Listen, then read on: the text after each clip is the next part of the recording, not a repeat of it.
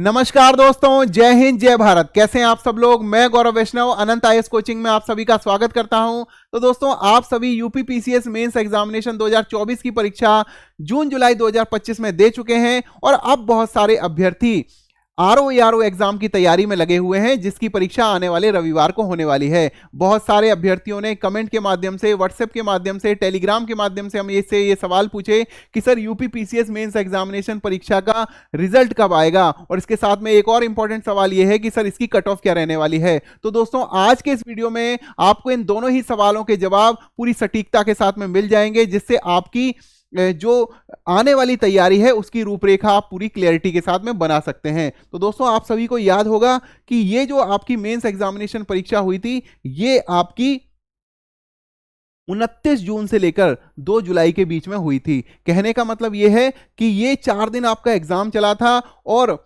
जो आपका रिजल्ट आने की संभावना है, बहुत सारे अभ्यर्थी ये कह रहे हैं कि सर जुलाई में हमारा ये एग्जाम हो गया था, तो क्या सितंबर में इसके रिजल्ट आने की संभावना बन रही है। तो दोस्तों, मेरा मानना यह है कि सितंबर में इसके रिजल्ट आने की जो संभावना है वो ना के बराबर है। इसका रिजल्ट जो है, प्रबल संभावना बन रही है कि आपका रिजल्ट जो है अक्टूबर में आएगा। अक्टूबर में ये लास्ट वीक में आने की संभावना है। और एक और संभावना ये बन रही है कि 12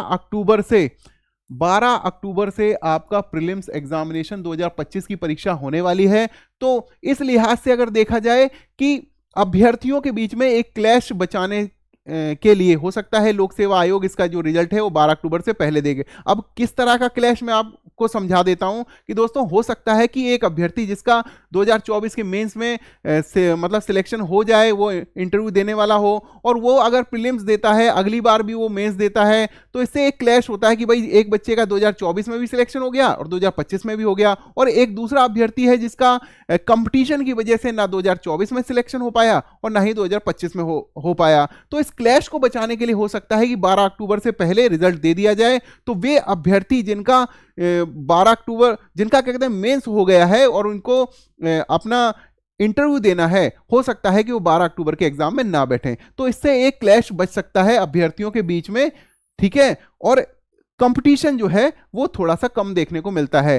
तो आपका रिजल्ट जो है वो अक्टूबर में आने की संभावना है। 50-50 संभावना ये है कि आपका 12 अक्टूबर से पहले आए या 12 अक्टूबर के बाद में आए, लेकिन रिजल्ट जो है आपका सितंबर में नहीं आएगा। तो ये हो गई आपकी रिजल्ट कब आएगा इसकी बात। अब हम बात करते हैं कट ऑफ की। तो दोस्तों, पिछली बार की अगर हम कट ऑफ की बात करें तो पिछली बार कट ऑफ 735 या 34 गई थी अनरिजर्व कैटेगरी में।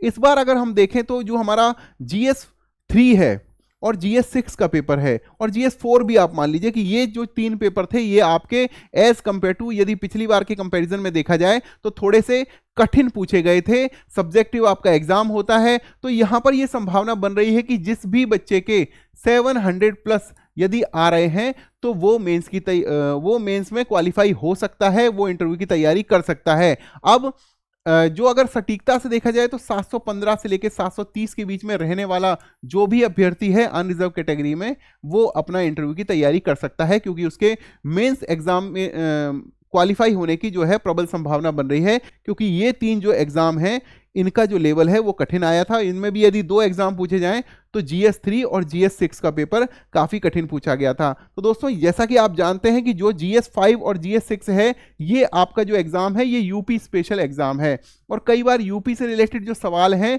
वो थोड़े से कठिन पूछ लिए जाते हैं, जिसका अभ्यर्थी पूरी सटीकता के साथ जवाब नहीं दे सकता है। अब दूसरी बात ये भी है कि ये सब्जेक्टिव एग्जाम है, ठीक है। अगर सब्जेक्टिव एग्जाम है तो कई बार ऐसा होता है कि हम ये सोच लेते हैं कि भाई ये हमारे इतने मार्क्स आने वाले हैं, लेकिन कई बार जो एग्जामिनर होता है उसके मूड पर भी डिपेंड करता है। कई बार हम जो अंदाजा लगाते हैं कि हमारा ये सवाल सही था, तो वो कई बार वो उतना सही नहीं होता है। तो यहाँ पर जो वेरी करता है कि भाई कितनी से कितने के बीच में कट ऑफ आती है। अगर हम 700 का अंदाजा लेके चल रहे हैं, हो सकता है हमारी 750 आ जाए, हो सकता है हमारी 775 आ जाए, और कई बार होता है कि हम 750 लगा के चल रहे हैं तो हो सकता है हमारे 700 ही आए। तो ये जो सब्जेक्टिव एग्जाम है, यहां पर अंदाजा लगाना थोड़ा सा मुश्किल होता है, लेकिन फिर भी आप जैसे मान लीजिए कि ये तो प्रीलिम्स एग्जाम तो है नहीं कि भाई जिसमें आपने आंसर की मिला ली, आपके इतने नंबर बैठ रहे हैं, आपको लगा कि भाई मेरे 110 नंबर बैठ रहे हैं, अब तो मेरा प्रीलिम्स क्वालिफाई हो ही जाएगा। लेकिन मेंस जो एग्जामिनेशन है, जो सब्जेक्टिव है,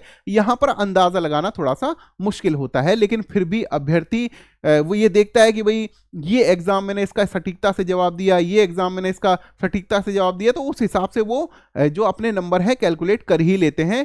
और वो अभ्यर्थी जिनका चांस होता है वो अपने मन में अंदाजा लगा के चलते हैं। तो दोस्तों, अब रही ये बात इंटरव्यू की। अब इंटरव्यू में हो सकता है कि अब जैसे इंटरव्यू की तैयारी बहुत सारे बच्चे करते हैं कि भाई मेरे को 3-4 महीने इंटरव्यू की तैयारी करनी है, लेकिन उसकी कोई आवश्यकता नहीं, क्योंकि जीएस का प्रीलिम्स आपने क्वालिफाई कर लिया, आपने मेंस क्वालिफाई कर दिया, तो जो भी इंटरव्यू में सवाल पूछे जाते हैं वो आपकी ऑल ओवर पर्सनैलिटी से रिलेटेड पूछे जाते हैं। एक वाकया मैं आपको बता देता हूं कि मैं खुद भी 2018 में बहुत परेशान था कि भाई क्योंकि मैंने डीएफ में एक ही जो पोस्ट है फिल करी थी, केवल एसडीएम की। तो मुझे ये था कि भाई कहीं मेरे इंटरव्यू में कम मार्क्स आए तो हो सकता है मेरा सिलेक्शन नहीं होगा। तो हालांकि सिलेक्शन फाइनली नहीं भी हुआ, 82 मार्क्स मुझे इंटरव्यू में मिले थे। और श्री प्रभात कुमार जो कि उस समय यूपी लोक सेवा आयोग के अध्यक्ष भी थे, तो उन्होंने बिल्कुल लीक से हटकर सवाल पूछे थे और मुझे बड़ा ही मजा आया था साक्षात्कार देने में। और मार्क्स भी 82 आए थे, जो कि आप अगर देखा जाए तो बहुत ही अच्छे मार्क्स मुझे मिले थे।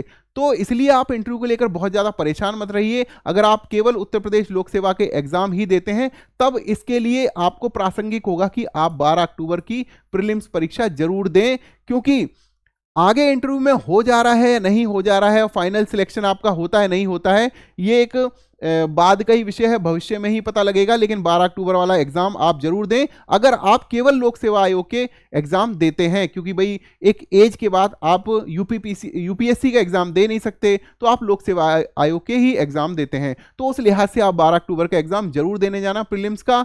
लेकिन यदि आप यूपीएससी के एग्जाम भी देते हैं, मान लीजिए सिविल सर्विसेज एग्जाम भी दिया आपने, सीएपीएफ के एग्जाम भी दिया और आप ईपीएफओ का भी एग्जाम देने वाले हैं, तो हो सकता है कि आप वहां पर फोकस कर सकते हैं, क्योंकि इंटरव्यू के लिए आपको ज्यादा परेशान होने की जरूरत नहीं है। जो आपने अभी तक पढ़ा है वही आपका काम आने वाला है। तो दोस्तों, ये रही बात आपकी कट ऑफ की। अब आप सभी से मेरा निवेदन है कि जो भी बच्चे सिविल सर्विसेज की तैयारी कर रहे हैं या लोक सेवा आयोग की तैयारी कर रहे हैं, वो हमारे आरोहण बैच के साथ में तैयारी कर सकते हैं। जो भी 2026 या 2027 का प्लान कर रहे हैं, जो भी अभ्यर्थी, वो हमारे साथ प्रिपरेशन कर सकते हैं, हमारे टॉप 100 बैच का हिस्सा बन सकते हैं, जो कि बैच हम 15 अगस्त से शुरू करने वाले हैं। तो दोस्तों, आशा करता हूं कि इन दोनों ही इस चर्चा से आपके जो दोनों सवाल हैं उनका जवाब आपको मिल गया होगा। अक्टूबर में आपका रिजल्ट आएगा। 730 से आपकी कम कट ऑफ, मतलब 715 से 730 के बीच में कट ऑफ रहने वाली है अनरिजर्व कैटेगरी के, ऐसा हमारा मानना है। तो इन्हीं सभी शब्दों के साथ आप सभी से मेरा अनुरोध है कि अगर आपको वीडियो अच्छा लगा हो तो लाइक और सब्सक्राइब करें और अपने विचार कमेंट के माध्यम से भी रखें। आप सभी को मेरा नमस्कार। जय हिंद, जय भारत।